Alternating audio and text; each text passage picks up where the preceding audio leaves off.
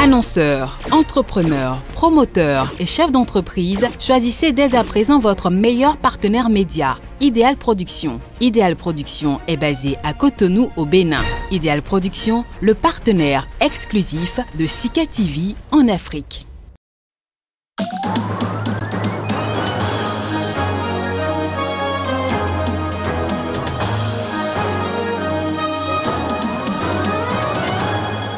Les kidnappeurs toujours à l'œuvre au Nigeria. Ce dimanche, c'est une école coranique qui a été visitée. Plusieurs enfants ont été enlevés.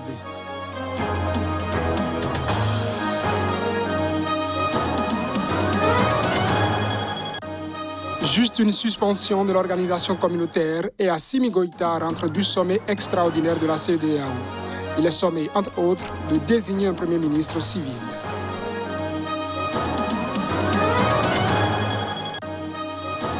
C'était la suspension, désormais c'est la radiation pour un juge en Algérie. Son tort, ses positions pro-Irak.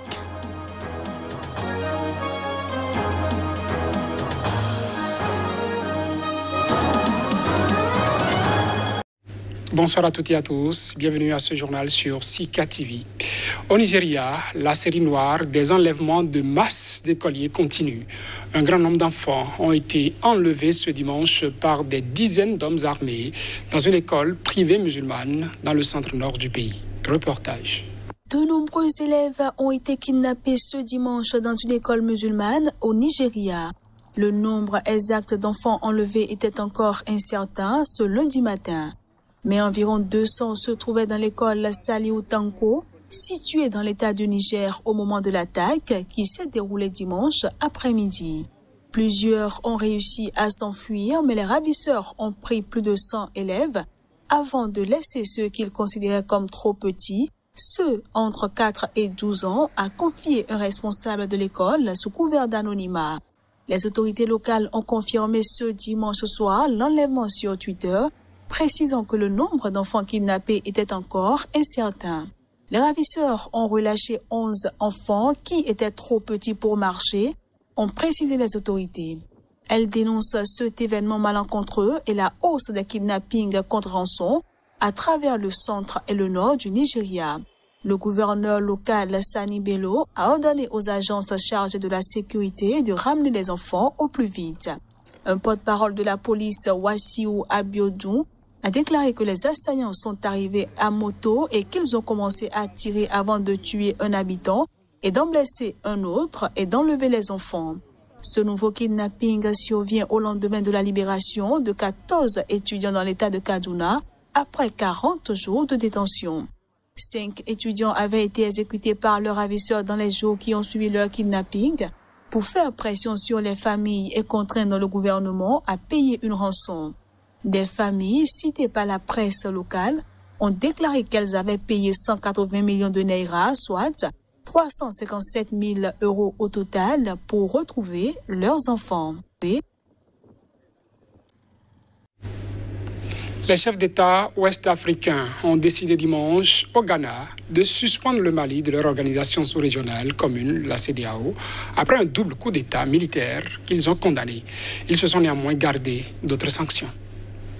À l'issue du sommet extraordinaire de la CEDEAO tenu dimanche au Ghana sur la situation au Mali, les chefs d'État et de gouvernement ont décidé de suspendre le pays des institutions de la communauté économique des États de l'Afrique de l'Ouest et appellent à la nomination immédiate d'un Premier ministre issu de la société civile. Les participants au sommet d'Accra exigent la libération immédiate des anciens présidents et premiers ministres de transition arrêtés lundi et écartés du pouvoir avant que le colonel Assimi Goïta ne soit déclaré président vendredi.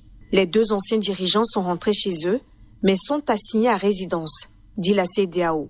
L'institution a réaffirmé la nécessité que la transition ouverte après le premier coup d'État d'août 2020 est censée ramener les civils au pouvoir, soit limitée à 18 mois, et que des élections générales aient lieu comme prévu en février 2022. Cependant, elle reste silencieuse sur la désignation du colonel Goïta comme président. La CEDEAO ne réclame pas le rétablissement des ex-présidents et premiers ministres dans leurs fonctions. Après le putsch d'août 2020, elle avait exigé et obtenu la nomination d'un président et d'un premier ministre de transition civile. Le président français Emmanuel Macron a averti, dans un entretien au journal du dimanche, que Paris ne resterait pas aux côtés d'un pays où il n'y a plus de légitimité démocratique ni de transition.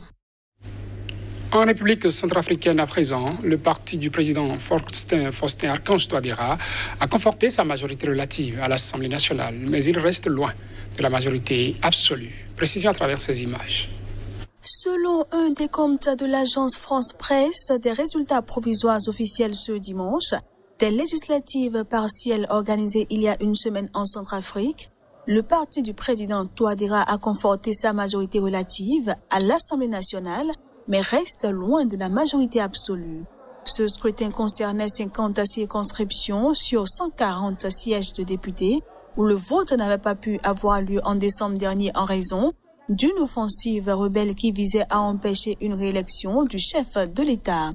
Selon les résultats provisoires de ces élections partielles qui se sont tenues le 23 mai dernier, le parti du président Faustin Archange Touadéra disposait ce dimanche soir de 36 sièges, soit 11 de plus qu'auparavant, cette circonscription étant encore en ballottage pour un second tour. La nouvelle chambre, qui a commencé ses travaux début mai, est dominée par les indépendants, mais les proches du chef de l'État ont déjà été élus au poste clé de l'Assemblée. L'opposition s'est présentée en ordre très dispersé au premier tour de ces législatives le 27 décembre dernier. Comme dans l'Assemblée sortante, nombre d'élus sans étiquette ou indépendants, dont certains issus du parti au pouvoir, devraient se prononcer souvent en faveur du gouvernement dans les votes importants, selon les politologues centrafricains. Et le Tchad a accusé l'armée centrafricaine d'avoir tué dimanche 6 de ses soldats, dont 5 enlevés et ensuite exécutés après l'attaque d'un poste frontalier en territoire tchadien. Le gouvernement de N'Djamena a juré que ce crime de guerre ne restera pas impuni. Reportage. Les forces armées centrafricaines ont attaqué dimanche matin le poste avancé de Sourou en territoire tchadien, tué un soldat tchadien et ont blessé 5, et 5 autres ont été enlevés pour être ensuite exécutés à Mbang, du côté centrafricain de la frontière. C'est ce qu'a affirmé le ministre tchadien des Affaires étrangères, Chérif Mahamat Zéné, dans un communiqué. La Centrafrique accuse régulièrement son voisin du Nord de soutenir des groupes armés rebelles centrafricains à partir de son territoire. Les soldats centrafricains poursuivaient au-delà de leurs frontières des combattants de l'Unité pour la paix en Centrafrique, UPC, d'Ali Darassa, l'un des plus puissants de nombreux groupes armés qui contrôlent une partie du pays. Le Tchad prend à témoin la communauté internationale, notamment la MINUSCA, la mission de maintien de la paix de l'ONU en Centrafrique, qui dispose de 12 000 casques bleus, l'Union africaine et la communauté économique des États de l'Afrique centrale, CEAC, de cette grave agression dont il est la cible. Le communiqué précise que ce crime de guerre d'une gravité extrême et cette attaque meurtrière préméditée, planifiée et opérée à l'intérieur du Tchad, dont seul le gouvernement centrafricain connaît les raisons, ne saurait rester impuni. En Centrafrique, la rébellion lancée par 6 des plus importants groupes armés qui se partageaient alors les 2 tiers du pays a échoué à renverser le président Touadéra, réélu fin décembre. Elle a été décimée ou repoussée hors des agglomérations, notamment grâce à l'intervention massive de centaines de paramilitaires russes du groupe de sécurité privé Wagner, dépêchés par Moscou à la rescousse d'une armée centrafricaine démunie.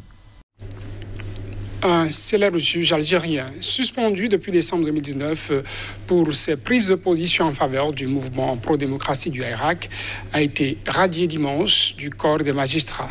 C'est ce que nous apprenons de sources judiciaires. Le Conseil supérieur de la magistrature en Algérie a décidé de radier le juge Sadeddine Merzoug du corps des magistrats, selon maître Feta Sada, un avocat, après la répression quotidienne visant des irakistes, des opposants politiques et des journalistes. Cette sanction, qui était attendue à l'encontre de magistrats, traduirait la volonté du pouvoir de neutraliser toute voix dissidente avant les élections législatives qu'il a convoquées le 12 juin prochain. Accusé de violation d'obligation de réserve, Merzoug est considéré comme une des figures du mouvement de contestation au sein de la magistrature. Outre le magistrat, le procureur Sid Ahmed Beladi a également été suspendu de ses fonctions pour ses sympathies pro-Irak, selon les médias locaux. Ce procureur avait fait parler de lui l'année dernière en requérant la relaxe pour des manifestants du Irak quand il était en fonction au tribunal algérois de Sidi Mohamed. Plus de 180 personnes sont actuellement incarcérées pour des faits en lien avec le Irak et ou les libertés individuelles selon le Comité national pour la libération des détenus, une association de soutien. Malgré 2 échecs, la présidentielle de 2019 et le référendum constitutionnel de 2020 marqué par une abstention record, le pouvoir algérien a décidé à appliquer sa stratégie électoraliste sans tenir compte des revendications de la rue, état de droit, transition démocratique, justice indépendante. Il affirme avoir déjà répondu aux principales demandes du Irak et qualifie ses militants de magma contre-révolutionnaire à la solde de pouvoirs étrangers. En France à présent, l'ancien militaire lourdement armé et qui s'était réfugié dans le département de Dordogne a été neutralisé. C'est le ministre de l'Intérieur, Gérald Darmanin, qui a fait l'annonce ce lundi à la mi-journée sur Twitter. 4 fois condamné pour violence conjugale. Le fugitif est jugé dangereux. Sa traque a duré plus de 24 heures. Retour sur le film de son arrestation à travers ce récit. Les GIGN de Toulouse et de Satory en région parisienne et plus de 300 gendarmes ainsi que des équipes cynophiles, les dresseurs de chiens, appuyés par 7 engins blindés et 7 hélicoptères, tentent de débusquer cet homme de 29 ans réfugié dans une zone escarpée, pierreuse et boisée, difficile d'accès de 4 km². L'ex-militaire qui a été dans l'armée de 2011 à 2016 et a appartenu au régiment d'infanterie de Brive dispose d'une arme de grande chasse, une arme puissante et qui est effectivement une arme dangereuse, avait précisé dimanche à la presse le général André Pétillot, commandant de la région de gendarmerie de Nouvelle-Aquitaine. Après les ratissages la nuit dernière, les fouilles ont repris ce lundi matin, ce qui perturbe le déplacement des habitants. Plus de 24 heures pour trouver une personne, c'est dur à digérer quand même, parce qu'il y a plus de 200 flics. C'est dur. Moi, je suis malade, je suis obligé d'aller me faire aller chercher de la boisson fraîche. Et là, ils me disent que je ne pourrais pas rentrer. Ben, je ne rentrerai pas. Le drame avait commencé dans la nuit de samedi à dimanche. Cet homme, dont la photo a été rendue publique ce lundi par la gendarmerie, est déjà condamné 4 fois pour des violences conjugales sur son ex-compagne, mère de ses 3 enfants. Il se présente au domicile de cette dernière et commet des actes de violence sur celle-ci et tire sur son nouveau compagnon sans l'atteindre, selon la gendarmerie. Dimanche soir, la procureure de Périgueux a annoncé l'ouverture de 2 enquêtes distinctes. L'une pour violence sur son ex-compagne et tentative d'homicide sur l'homme qui était avec elle, et l'autre pour tentative d'homicide sur personne dépositaire de l'autorité publique, c'est-à-dire les gendarmes. Et c'est la fin de ce journal, mesdames et messieurs. Merci de votre attention.